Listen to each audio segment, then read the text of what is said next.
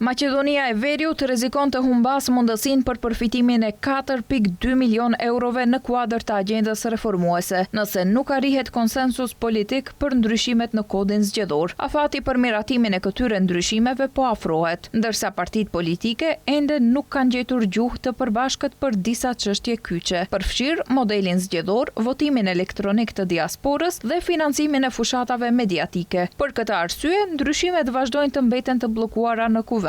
Lidhur me këtë, ambasadori i BE-s, Mihalis Rokas, tha se një marrëveshje mund të arrihet së shpejti, pasi që ende ka hapësirë për marrëveshje dhe presin që partitë të arrijnë konsensus në ditët në vijim dhe shpreson që ky konsensus të arrihet.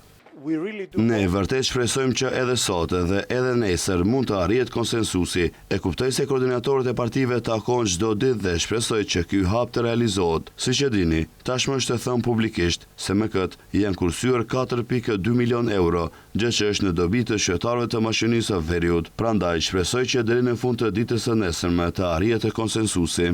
Ndërkaq, i pyetur lidhur me rastin e projektit të kanalizimit në Kërçov, për të cilin u shpenzuan mjetet por që projekti ende nuk është realizuar dhe nëse për këtë çështje ka hetim nga Bashkimi Evropian, ai tha se situata po ndiqet nga afër, pasi që ka ca probleme dhe në rast se nuk arrihet të zgjidhet ky problem, do të jenë të detyruar të kalojnë në fondet e rimëkëmbjes.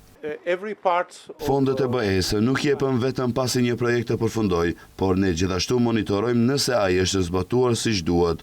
Është e vërtetë që kemi disa probleme. E kuptoj gjithashtu se kontraktori ka falimentuar, prandaj po e ndjekim këtë çështje nga afër. I kam kërkuar kryetarit të komunës që të më sjellë të gjitha informacionet dhe detajet që janë në dijenin e tij, sepse nëse nuk arrim ta zgjidhim këtë problem, do të detyrohemi në rikthimin e fondeve. Megjithatë, shpresoj që të mos arrim deri në atë pikë, sepse ky projekt, i cili është shumë i rëndësishëm për Kërçovën, duhet të përfundojë. Ndërkaq, kujtojmë se rrjeti i kanalizimit nga Zajazi në Drugov duhet të përfundonte në vitin 2024 dhe ishte i financuar me mjetet të BE-s. Megjithatë, punimet ngecën për shkak se kompania dhe banka nga Azerbajxhani, të cilat kishin tenderin, bankrotuan dhe gjithçka u bllokua.